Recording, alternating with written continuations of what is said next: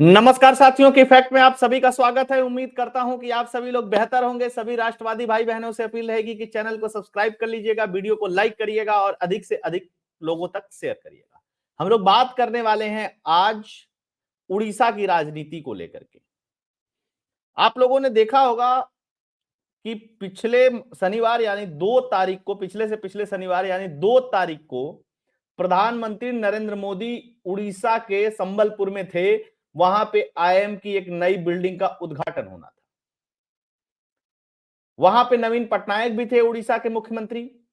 और जिस तरीके की आत्मीयता प्रधानमंत्री नरेंद्र मोदी और जिस तरीके का संबोधन एक दूसरे के लिए नवीन पटनायक ने किया, वह आपको विपक्ष की राजनीति में कहीं नहीं दिखाई देगा। खासकर नरेंद्र मोदी एरा में तो नहीं ही दिखाई देगा। हुआ क्या, उसके बारे में बात करेंगे और उड़ीसा की राजनीति के बारे में बात करेंगे। पिछले 24 साल से लगभग लगातार मुख्यमंत्री बने हुए हैं नवीन पटनायक। लेकिन ये जो दोस्ती है नवीन पटनायक की और प्रधानमंत्री नरेंद्र मोदी की, ये नई नहीं है। ये तब से है जब प्रधानमंत्री नरेंद्र मोदी नहीं थे, तब मुख्यमंत्री थे, तब से ये दोस्ती चली आ रही है। नवीन पटनायक कोई भी बिल हो, चाहे राज्यसभा में चाहे लोकसभा में, हमेशा प्रधानमंत्री नरेंद्र मोदी की मदद करते हैं, बीजेपी की मदद करते हैं, एनडीए की मदद करते हैं। हाल के पिछले दिनों में जब नीतीश कुमार एक डेलीगेशन लेकर के गए थे वहां पे मिलने के लिए कि एनडीए अलायंस में आ जाइए, नवीन पटनायक ने साफ साफ मना कर दिया। यहां तक कि जो जेडीयू के राष्ट्रीय अध्यक्ष ललन सिंह थे, उनके साथ तो बातचीत तक भी नहीं किया। उसके तुरंत एक दिन बाद नवीन पटनायक दिल्ली पहुंचे, प्रधानमंत्री नरेंद्र मोदी से मुलाकात की, कयास लगाए जाने लगे। लेकिन अब जो हालात है बीजेडी के, वन मन शो हो गई है बीजेडी। मतलब नवीन पटनायक के बाद कोई लीडर नहीं है और नवीन पटनायक का स्वास्थ्य जो है वो भी ठीक नहीं है। और जब से अलायंस टूटा 2009 में, नवीन पटनायक की पार्टी बीजेडी का और बीजेपी का अलायंस टूट गया था।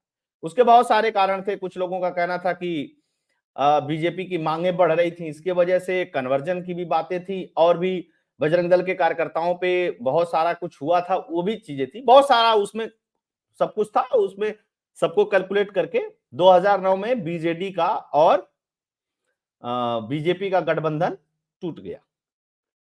तो चीजें ऐसे ही चलती रही। 2009 में के चूंकि लोकसभा चुनाव और विधानसभा चुनाव एक साथ होते हैं उड़ीसा में, तो 2009 के विधानसभा चुनाव में बीजेपी को पहली बार पूर्ण बहुमत मिल गया अकेले ही। और तब से नवीन पटनायक का जो विजय रथ है वो चल रहा है अकेले ही। लेकिन एक चीज और थी, कांग्रेस धीरे धीरे धीरे धीरे धीरे धीरे डाइल्यूट होती रही और 2019 के चुनाव में तो ये स्थिति हो गई कि कांग्रेस अपोजिशन भी नहीं बन पाई। उसके पास अपोजिशन का जो दर्जा था वो भी छिन गया। लेकिन एक चीज और थी, बीजेपी भी उभर नहीं पाई। नवीन पटनायक के अपोजिशन में बीजेपी बहुत कमाल नहीं कर पाई। बीजेपी ने जो थोड़ा बहुत कमाल करना शुरू किया लोकसभा चुनाव में, वो प्रधानमंत्री नरेंद्र मोदी के चेहरे पे जब चुनाव लड़ा जाने लगा, तब से थोड़ी स्थिति बीजेपी की उड़ीसा में ठीक होनी शुरू हुई। नहीं तो बीच का जो एक दौर था उसमें बहुत खराब स्थिति थी, बहुत अच्छी स्थिति नहीं थी। तो मैं आपको बता रहा था कि पहुंचे हुए थे प्रधानमंत्री नरेंद्र मोदी आईआईएम की बिल्डिंग का उद्घाटन करने के लिए। उसमें कौन कौन थे? राज्यपाल रघुवर दास भी थे, धर्मेंद्र प्रधान थे, और भी कई सारे नेता वहां पे पहुंचे हुए थे। मुझे जो लगा बॉडी लैंग्वेज और लोगों की बात करने के लहजे से कि भैया लोकसभा में नरेंद्र मोदी और विधानसभा में नवीन पटनायक, ये एक तरीके से मोक स्वीकृति है उड़ीसा के अंदर। और जब तक नवीन पटनायक हैं तब तक ही ये स्थिति है। और नवीन पटनायक के बाद बीजेडी का क्या होगा, बीजेपी का वोटरों का क्या होगा, तो मुझको लगता है कि उसके लिए नरेंद्र मोदी वेट करेंगे कि नवीन पटनायक जब हटे या बीजेडी जब छोड़े, तो यह भी संभव है कि बीजेडी का मर्जर हो जाए बीजेपी में, बीजेपी और बीजेडी एक हो जाए। आपको याद है नवीन पटनायक की पार्टी का जो पहले नाम था वो जनता दल था, जेडी था। बाद में बीजेडी बना, बीजू जनता दल के नाम से। फिर उनके पिताजी थे, बहुत वाइब्रेंट लीडर के तौर पे जाने जाते हैं, और उनको बोला जाता है कि नए उड़ीसा के वो आर्किटेक्ट थे, बड़े नेता थे। अब जो ये समीकरण बन रहा है, इस समीकरण में बीजेडी और बीजेपी दोनों की कोशिश है कि कांग्रेस का स्पेस ही खत्म हो जाए, विदाउट स्पेस हो जाए। और नवीन पटनायक, चूंकि अब वो, मुझको नहीं लगता है कि बहुत लंबे समय तक अब चलने वाले हैं, मुझको लगता है जहां तक उनकी उम्र 72-73 साल के आसपास हो गई है, स्वास्थ्य को लेकर के भी गड़बड़ी है। और एक चीज और बता दें, जब तक बीजू पटनायक राजनीति में थे तब तक नवीन पटनायक की एंट्री नहीं हुई थी राजनीति में। बीजू पटनायक के मरने के बाद नवीन पटनायक की एंट्री होती है राजनीति में। और तब से जमे हुए हैं, यहां तक लोग कहते हैं कि जो नवीन पटनायक वो तो विदेश से पढ़े हुए हैं, उनको तो उड़िया भी नहीं आती अच्छे से, उनको सिर्फ इंग्लिश आती है और बहुत पब्लिक रैली नहीं करते हैं नवीन पटनायक। उसके बाद भी कुछ तो जादू होगा, कुछ तो कलाकारी होगी कि नवीन पटनायक 24 साल से मुख्यमंत्री उड़ीसा जैसे राज्य के। मैं ये नहीं कह रहा हूं कि नवीन पटनायक ने बहुत अच्छा ही काम किया है, उड़ीसा में सब कुछ एकदम बहुत बेहतर चल रहा है, कामों का आकलन नहीं कर रहा हूं मैं, राजनीतिक परिस्थितियों का आकलन कर रहा हूं। अच्छा, अटल जी की सरकार में नवीन पटनायक मंत्री भी रहे और उसके बाद 1999 में फिर जेडी और बीजेपी का गठबंधन हुआ, फिर बीजेपी बनी। एक बड़ा है ये सारी चीजें। लेकिन 2008 आते आते स्थितियां खराब होने लगी और खराब होने के पीछे बहुत सारी चीजें थी। आप लोगों को पता है, गठबंधन के समय पे बहुत सारी चीजें हुई थी उड़ीसा के अंदर। क्या हुई थी? वेदांत केसरी लक्ष्मणानंद सरस्वती की हत्या हुई थी। उस हत्या, अब चूंकि उनकी हत्या क्यों हुई थी, उसके पीछे का बहुत बड़ा रीजन था, वो स्कूल खोल रहे थे, विद्यालय खोल रहे थे, कन्वर्जन के खिलाफ लगातार बोल रहे थे, कन्वर्जन करने वालों को उनसे दिक्कत थी। तब एक ऑस्ट्रेलियन नागरिक था ग्राहम स्टेट, और उसके दो बेटों को कोई छोटी सी कार थी, उस कार के अंदर जला करके मार दिया गया था। और उसमें बाद में एक नाम आया, हालांकि वो अभी भी जेल में है, सजा उनको हो चुकी है, बजरंग दल के कार्यकर्ता का नाम आया था। वो जो परिस्थितियां थी, उन परिस्थितियों के बीच में कांग्रेस ने स्पेस बनाने की कोशिश की थी, लेकिन कांग्रेस उस स्पेस के बाद, दो चुनाव के बाद, कांग्रेस भी फिर धीरे धीरे वहां पे डाइल्यूट होने लगी थी। तो नवीन पटनायक का जो उदय हुआ था उड़ीसा के अंदर, या अपने उनके पिता के जाने के बाद, या जो बीजेपी उनके साथ कोलेबरेशन में सरकार चलाई कुछ दिन, मतलब मुझको लगता है 2 या 3 कार्यकाल चलाया 2 कार्यकाल संभवतः, 2000 से 2004 वाला कार्यकाल, 99 से 4 वाला कार्यकाल एक, और उसके बाद 9 तक, हाँ 2 कार्यकाल चलाया उनके साथ। तो इन परिस्थितियों को देखते हुए, इन स्थितियों को देखते हुए, और ये भी मतलब अब मैं उसमें श्योर नहीं हूं, लेकिन बहुत सारे लोगों का ऐसा मत है कहने का कि चूंकि बीजेपी के पास बहुत सारे राज्यों में उस समय सरकार नहीं थी जैसे आज है, तो बीजेपी वहां पे निगोशिएशन पॉइंट पे जब आती थी तो वो बीजेडी से बड़े मंत्रालय मांगती थी, और नवीन पटनायक वो देना नहीं चाहते। नवीन पटनायक को लगता था कि मैं सबसे बड़ी पार्टी हूं, मैं मुख्यमंत्री हूं, तो मैं डिसाइड करूंगा। तब के हालात दूसरे थे, तब नरेंद्र मोदी के हाथ में बीजेपी की सत्ता नहीं थी, बीजेपी की बागडोर नहीं थी, तब दूसरे दूसरे लोग थे।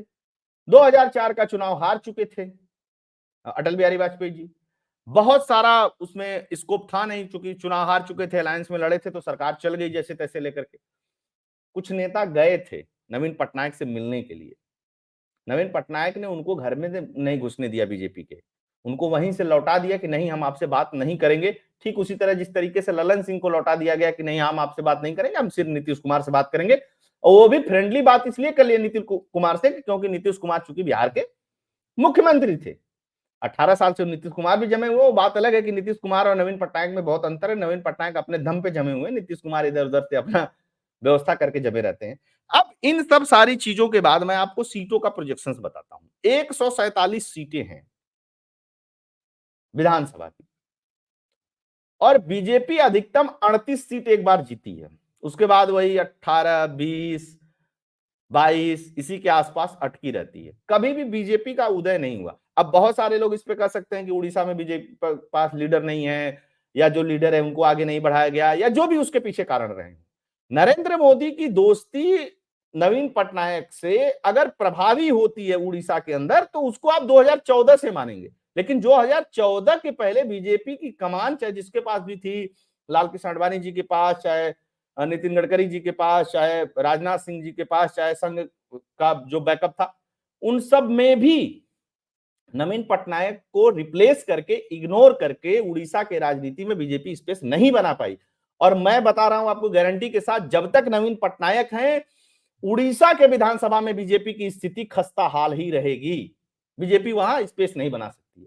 तो अब स्मार्ट मूव क्या हो सकता है? स्मार्ट मूव ये हो सकता है कि भैया लोकसभा में अपनी मैक्सिमम प्रेजेंस कर लो, विधानसभा ससम्मान उनके पास रहने दो, नवीन पटनायक के पास, अलायंस में आ जाओ।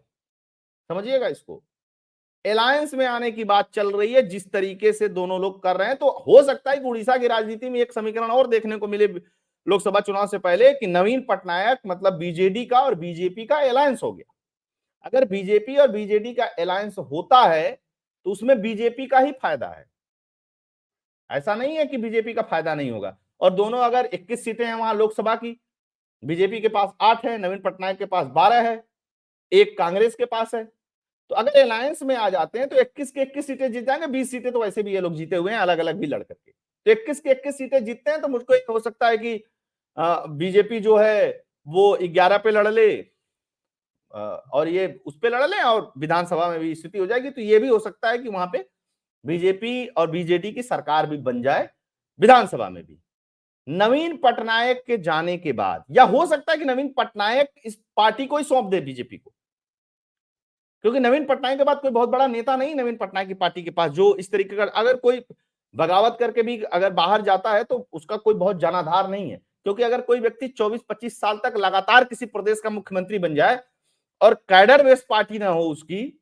या इस तरीके से आप कह सकते हैं कि अगर उसका और बड़ा जनाधार न हो प्रदेश के बाहर, तो आप मान करके चलिए कि कोई बड़ा नेता नहीं पनप पाता। ठीक उसी तरह जैसे आप नीतीश कुमार को ले सकते हैं, बिहार के राजनीति में 18 साल तक उन्होंने शासन किया, और आज के डेट में नीतीश कुमार की पार्टी के पास कोई नेता नहीं है जो नीतीश कुमार को रिप्लेस करके उस जगह पे उस जगह को ऑक्युपाई कर सके।